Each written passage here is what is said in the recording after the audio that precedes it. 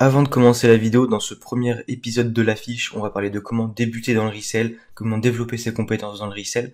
Donc, épisode incroyable. N'hésitez pas à aller suivre SwaveKicks sur ses réseaux, Instagram, YouTube. Donnez-lui de la force, c'est un bon de fou. Ensuite, n'hésitez pas à aller sur le Instagram de l'affiche, vous abonner pour me donner de la force, pour qu'on développe ce podcast ensemble. Ça va être lourd. Merci à tous. Bon début de vidéo. Bienvenue sur l'affiche, le podcast pour entreprendre, créer et développer ses compétences. Aujourd'hui, on accueille SwaveKicks. Il est influenceur, reseller, sneakerhead. Il a de multiples casquettes. Swave, comment tu vas? Salut mon gars, franchement moi je vais très bien, très onéreux et très heureux d'être là pour la première, franchement hyper content. Et puis on va voir ce que ça donne, mais franchement hyper content, ça va être super cool. Super content de te recevoir comme premier invité sur l'affiche. C'est vraiment trop cool de t'avoir ici. Je t'ai introduit brièvement aux auditeurs. Dis-nous en plus sur toi pour ceux qui ne te connaîtraient pas. Alors moi, je m'appelle Hugo dans la vraie vie et SwaveKicks sur les réseaux sociaux. J'ai 18 ans et je suis reseller, youtubeur, petit instagrammeur, tiktoker et tout ce qui s'ensuit. Et je fais tout simplement des vidéos sur le resell et je partage un peu mon expérience de comment est-ce que j'ai créé mon entreprise autour du resell de sneakers, etc. En vrai, c'est grave cool. Personnellement, je te suis depuis un an quand t'as commencé en vrai. Et t'as une grosse évolution. C'est un truc de malade en vrai. Et du coup, on s'est vraiment rencontrés grâce à une passion commune, la sneakers. On a commencé à parler, tout ça, par rapport à Vinted, etc. Et donc tu t'es lancé dans la sneakers toi principalement, et que la sneakers, pas les vêtements ni les accessoires. Alors pourquoi je me suis lancé dans la sneakers? Alors moi je me suis lancé il y a environ 1 an et demi, voire même quasiment 2 ans maintenant, parce que je me suis lancé en octobre 2020 à peu près. Et je me suis lancé dans la sneakers simplement parce qu'en fait je voulais m'acheter mes propres paires. Je pense que j'ai commencé un peu comme tout le monde en fait, je voulais m'acheter mes propres paires. Sauf que tu sais, des fois s'acheter des paires à 300, 400 balles c'est cher, tu vois, tout le monde n'a pas les moyens. Ouais, je capte. Donc en fait je me suis dit vas-y, tu sais quoi, on va commencer à acheter 2-3 paires. Donc j'avais été, je me souviens, je crois que c'était un jour où j'allais au cinéma. Et en fait, on était dans un centre commercial. Et chez Courir, je crois, je tombe sur une Jordan 1 Mid Chicago, les 2020, là, avec l'arrière en blanc. Et en fait, je l'achète à 130 balles. Ouais. Et je la revends le soir même à 160 et je gagne 30 balles comme ça d'un coup et j'avais jamais gagné d'argent de toute ma vie, tu vois, donc là je venais de gagner 30 balles. Donc franchement j'étais hyper content et tout, et puis en fait j'ai continué, etc. Puis petit à petit ça s'est professionnalisé, je l'ai fait de plus en plus. Et puis en fait je connais quasiment que les sneakers, j'ai jamais tenté les vêtements et je suis pas du tout un expert en vêtements, alors je commence petit à petit à m'y intéresser, tu vois, mais je suis pas du tout un expert, donc en fait je me suis pas lancé dedans tout simplement parce que je m'y connais pas assez, je pense. Et puis en fait, de fil en aiguille, j'ai continué les sneakers et puis aujourd'hui ça marche assez bien pour moi, donc voilà. Ah, franchement c'est lourd, hein. Moi je te suis vraiment beaucoup et du coup je vois toutes tes stories, tout ça. Beaucoup de Jordan 4, beaucoup de Jordan, beaucoup de Nike. Du coup je me suis demandé, c'est quoi ta paire préférée? Est-ce que c'est du Nike, est-ce que c'est des Jordan, ou est-ce que c'est des marques auxquelles on s'attendrait pas? Est-ce que tu vas nous sortir une bonne? Non, en vrai franchement ça peut faire un peu hypebeast, etc. Mais je pense que la marque qui m'a toujours marqué, enfin la paire qui m'a toujours marqué, parce que j'étais énormément fan de Travis pendant le confinement, surtout tu sais, avec son documentaire, etc. Ça m'a grave mis dedans. Et je dirais qu'en fait si un jour je pouvais avoir la One Travis, la Mocha, je pense que franchement c'est un de mes Graals. Après on verra. Après tu sais, genre moi entre guillemets, j'ai pas de paire entre guillemets où je me dis bon allez celle-ci je vais me l'acheter. C'est plutôt en fait vu que j'achète et je revends des paires, c'est quand j'ai des bons plans à ma taille, je les garde ou alors je les revends, tu vois. Mais ouais voilà, franchement si j'avais un Graal et si je devais dire une de mes paires préférées que je veux vraiment acheter, c'est vraiment la One Travis. Ok, lourd en vrai. Alors je vois bien le délire en vrai. Ouais. T'as combien de paires toi que tu gardes dans ta collection? Mais parce que je t'ai vu par exemple rocker tes Vapor Waffle. Ouais. En 40 fois que t'as resell sûrement après, je sais pas si tu les as resell ou pas. Ouais, j'ai des resell, ouais. Mais concrètement, combien t'en gardes de côté? Est-ce que tu stockes des paires DS? Notamment, j'avais vu les Jordan 1 High, Atmosphère, les roses, les ouais, pinks. l'atmosphère là. Ouais. Alors moi, que je rock...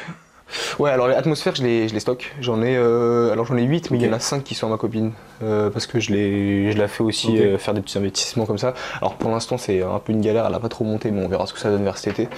Mais sinon, des paires que je rock, alors je dois en avoir.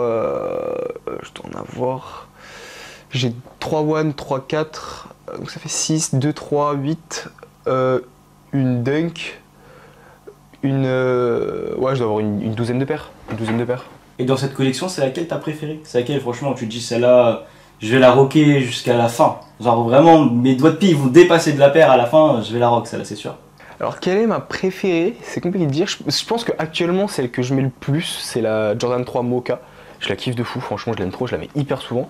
En plus ça là Ok, c'était ouais. l'automne, l'hiver, tout ça, donc tu sais ça va bien avec les coloris que tu portes. Carrément. Et après sinon, je dirais que j'ai un gros côté affectif avec la Jordan 1 University Blue parce que c'est la première grosse paire que je me suis achetée. Ok, Et la Jordan 4 White Cement parce que c'est la première Jordan 4 que je me suis achetée. carrément. En vrai, c'est lourd. C'est des très bons choix. Ouais. Je pense que c'est trop cool. On va parler de tes études maintenant parce qu'en vrai, t'en parles pas sur YouTube. Ouais. Je t'avoue que même moi, je sais pas ce que tu fais comme Ouais. études. Est-ce que, genre, comment tu fais pour gérer tes études aussi avec ton business? Ouais. Mais on commence par les études. Dis-nous en plus déjà sur ça. Alors moi, donc là je suis en première année, donc j'ai passé mon bac l'année dernière. Je suis en première année Ok. d'études supérieures, donc je fais un bachelor en marketing dans une école en fait qui s'appelle PPA qui propose l'alternance dès la première année. Et ce qui fait qu'en fait du Ok. coup je suis 2 jours à l'école et je suis 3 jours en entreprise en alternance, et je suis en alternance dans une boîte qui fait plein de trucs, mais qui fait du conseil, du management, etc. sur plein de sujets différents. Donc il y a de la sécurité, etc. Enfin bref, il y a plein de trucs. Et donc du coup Ok. moi donc je suis dans cette école, et voilà, c'est une école qui est privée, etc. Et puis en fait donc pour répondre à ta deuxième question, du coup pour suivre, au niveau de gérer le resell, l'école, l'alternance, etc. À côté, c'est simple, c'est que j'ai pas de vie à côté en fait. C'est pour te donner un exemple, on a commencé ce matin l'appel à 9h30. J'ai terminé hier le montage de la vidéo qui sort dans 15 minutes à 3h du matin. Donc Ok. en fait Ok, je c'est vois. vraiment faut se focus sur le truc, c'est très compliqué, et même moi je parle peut-être pour tous ceux entre guillemets qui veulent commencer ou qui ont d'autres trucs à côté. Je sais que toi tu fais aussi du resell, etc. J'ai vu que tu as lancé les mystery box et tout, c'est super cool. Et en fait c'est vraiment, faut se motiver, et même quand t'as pas envie, il faut vraiment se dire allez c'est pas grave, vas-y c'est une mauvaise passe, mais franchement tu dois le faire, tu vois. Et le problème c'est que, enfin pas le problème, mais ce qui m'a vraiment donné un coup, tu vois, c'est que je me suis dit, quand j'ai créé l'entreprise en fait, je me suis dit bah là tu vois t'as plus le choix, genre c'est pas en mode t'as la flemme tu fais pas, c'est aujourd'hui tu n'as plus le choix parce que Carrément. sinon l'entreprise coule, tu vois. Donc c'était c'était vraiment motivant sûr. de fou, tu vois. Mais ouais, franchement, après c'est vraiment un équilibre et faut avoir envie de le faire. Après, quand je dis je vis pas, entre guillemets, faut trouver ses priorités, pardon, et tu dors plus tard en fait. Mais je comprends grave ta mentalité, franchement. Je pense que même ça devrait en inspirer plus d'un parce qu'il y en a beaucoup qui se disent qu'ils n'ont pas le temps, qui n'ont pas la motivation, etc. Et concrètement, tu prouves que bah, toi, déjà, tu as ton diplôme à passer, enfin ton école à Ouais. faire, etc. Tes 3 ans. Tu as ton alternance à côté, donc ça veut dire que tu as un taf quand même qui te prend pas mal de temps dans la semaine, donc tu bosses. Et à côté de ça, tu as un business. Je pense que dans la communauté en général, il y en a qui doivent avoir les mêmes choses que toi à Mhm. faire, mais qui n'ont pas forcément la force de se motiver, qui disent que c'est pas possible. Si tu y arrives, c'est que bah, forcément tu bosses. Carrément, ouais.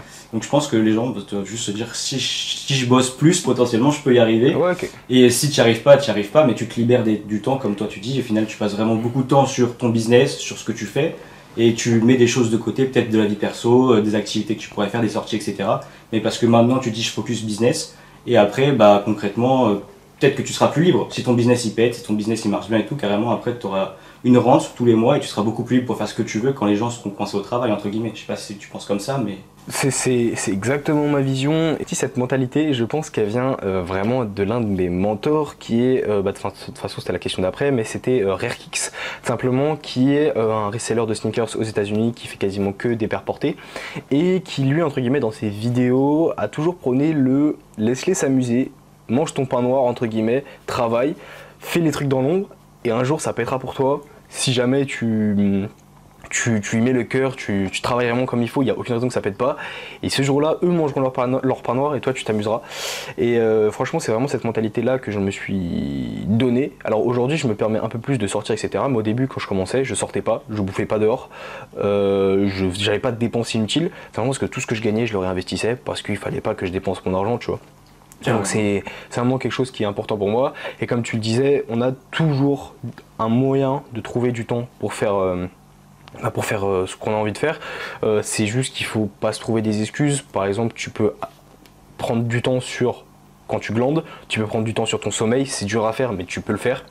Alors franchement, tu peux toujours trouver un moyen de trouver du temps, mais il faut juste en avoir la volonté. Ah, c'est sûr, en vrai c'est compliqué, mais une fois que tu t'y mets, une fois que t'es lancé, je pense que c'est plus simple. Je pense que même maintenant, là tu te rends compte, mais en fait tu le vis, enfin tu te rends plus compte que tu t'investis autant. Au départ ça devait être compliqué, mais maintenant que t'es lancé, maintenant que ça roule, etc. Est-ce que même le business commence pas à s'automatiser? Donc ton business là, clairement, avec les abonnés que tu as, avec les personnes qui te suivent, avec les contacts que tu as maintenant, concrètement ton business en fait il tourne tout seul, on va dire. C'est-à-dire que toi tu achètes tes paires de ton côté, tu as déjà tes contacts, un peu ton petit réseau, et ensuite quand tu les mets à vendre, tu es quasi sûr qu'elles vont être vendues. Et quand ton drop il sort, quasiment toutes les paires sont vendues dans les premiers jours, quoi. Alors, dans les faits, oui, mais le fait est que moi je suis un stressé de la vie, mais genre c'est super grave. Donc déjà, en fait, il faut savoir que je suis constamment à me remettre en question et en fait, je sais jamais. Ok. En fait, même si je sais que chaque drop quasiment tout se vend à chaque fois je me dis mais putain, ça se trouve ça va pas se vendre. Et en fait, ça s'est un peu passé au dernier drop parce que en première soirée, j'ai eu que 12 paires sur 36 qui se sont vendues. Et en fait, il y a toujours un Après truc c'est qui déjà vient me énorme, hein. sauver. Faut être franchement. Oui, non, c'est sûr, mais entre guillemets, quand tu investis, alors on peut parler de chiffres, ça me dérange pas, Ouais, hein, quand bien tu sûr. investis 8000 euros et que t'as que 3000 qui reviennent, ça fait mal, tu vois. Surtout que C'est c'était sûr. pas les plus grosses paires qui s'étaient vendues. Et donc du coup en fait, ça m'avait mis un peu un coup au moral. Et en fait, au final, à chaque fois, j'ai toujours un truc qui vient me sauver. Et donc du coup, comme c'est un truc particulier, je me dis ah, ça va peut-être pas le faire la prochaine fois. Et en l'occurrence, la dernière fois, c'est que c'est un shop qui m'a racheté 17 paires, je crois. Ok. Donc en fait, gros, c'est vraiment, alors dans les faits oui, ça marche quasiment tout seul. J'achète mes paires aux États-Unis, je les livre à un mec aux États-Unis qui est devenu limite mon pote maintenant, qui me les renvoie, je le paye. Moi je récupère mes paires et je les lave la semaine d'après. Elles sont en drop, ça se vend et puis je rachète et c'est une boucle. Et aujourd'hui moi mon objectif c'est d'être capable entre guillemets d'avoir toujours du capital de côté pour pouvoir toujours acheter des paires. Pour donner un exemple, hier j'ai un mec qui m'a proposé un lot avec 8 paires de Jordan 4, quasiment 100 balles l'unité et je pouvais faire x2, x3 dessus, j'ai pas l'argent. Je peux pas l'acheter. Donc concrètement, ouais, je vois. c'est carrément l'objectif, mais c'est triste, mais c'est comme ça parce qu'entre guillemets, je pouvais l'acheter, mais si je l'achetais, je pouvais pas payer la personne qui me renvoie mes paires. Ouais. Et donc voilà. Ok, je capte. Non, en vrai, ouais, c'est chaud. Des fois, il y a des décisions comme ça où tu passes à côté de choses et tu te dis ah, si j'en avais pris plus. J'ai un exemple concret. Ouais. J'avais. En plus, là, j'avais la thune, c'est con. Les New Balance 530, je sais pas si tu vois. Je vois. C'est une paire je vois pas trop. qui est franchement tendance en ce moment et tout.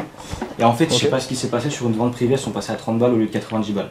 Et c'est une paire qui Ok. se recèle quasiment, tu vois. Tu peux quasiment faire du bénéfice Ok. en l'achetant, tu peux la revendre 110 balles, tu vois, alors que tu la payes 90. Ok. J'en ai acheté 8, je crois. En 3 jours, elles étaient Ouais. toutes vendues. 3 jours, elles étaient toutes vendues, Ok. 90 balles. Du coup, je me suis dit, Ouais. putain, si j'en avais acheté plus, tu vois. Et c'est des trucs comme ça où tu te dis, ah, Ouais, mais en vrai, tu vois, genre en partant là-dessus, dans les faits, t'as quand même fait du bénéf. Ouais. Et en plus de ça, en fait, c'est des erreurs qui te font apprendre. Et dans les faits, je trouve que c'est pas forcément des mauvaises erreurs parce que, entre guillemets, tu te dis, bon, bah ça, je sais que ça vend. Et je pense que c'était la première fois que tu en achetais pour les revendre pour voir ce que ça Ouais. faisait. Et donc du coup bah, en fait ça te sert de test et donc du coup bah, tu te dis ok ça je sais que ça vend, la prochaine fois je pourrais acheter. Et moi ça marche vraiment comme ça avec mon business, c'est qu'il y a beaucoup de paires où même si j'ai entre guillemets une communauté qui me suit derrière etc, j'ai acheté des Black Cat là ce mois-ci pour le prochain drop. Ouais. Je sais pas si ça va se vendre, tu vois, je Quelle les ai taille achetés à alors j'ai un 42,5, ah non. j'ai un 40,5 je crois. Ah, il y en a une qui peut le faire, je sais Euh, pas, ça réfléchir. Tu fais quoi comme taille de pied? 40, 41, donc en vrai, ça peut passer. Sur un Ok. on verra. Bah ouais, j'en ai acheté, j'ai acheté des Black Cat, tu vois, je les ai achetés Ouais. entre 250 et 300 euros l'unité aux États-Unis. Et je sais pas du tout combien est-ce que je pourrais les revendre. Donc c'est vraiment le test. Mais là, tu vois, si je sais que ça se vend, bah, je sais que je pourrais en acheter plein d'autres. Et j'avais fait le C'est test sûr. dans le dernier drop avec les métalliques. Tout est parti, bah, je rachète que des métalliques, tu vois. Franchement, la métallique, vraiment bon investissement, je pense. Hein. Parce qu'en plus, là, c'est l'été qui arrive, paire blanche. Ouais, carrément. Et puis en fait, vu que j'ai pas mal de contacts aux States, etc., et que là-bas leurs prix sont beaucoup moins élevés, les métalliques que je vends ici, 360, 380, parce que c'est le prix du marché, tu vois, Ouais. je les achète là-bas entre 2,20 et 2,80, tu vois. Donc, ouais, c'est sympa, un petit bénéfice. Donc, Pour un petit bénéfice, ouais.